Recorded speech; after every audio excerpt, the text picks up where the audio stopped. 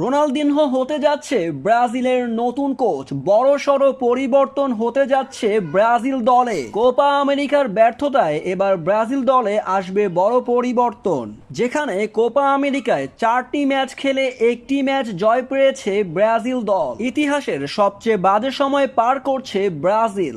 Brazil দলে আছে বিশ্বমানের তারকা ফুটবলাররা, যারা কিনা ক্লাবের হয়ে মাঠ মাটিয়ে থাকেন, কিন্তু জাতীয় দলের হয়ে ছন্দহীন হয়ে যান কেনই বা। তবে এবার আসল কারণ বাহির হলো।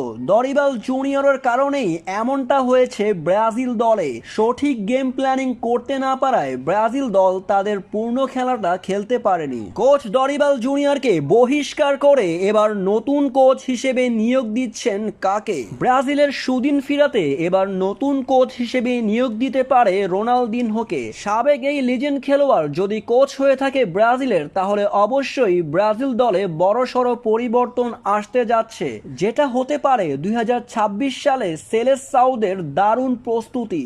এমনটা হলে পুরো ব্রাজিল দলের চিত্রটাই পাল্টে যাবে।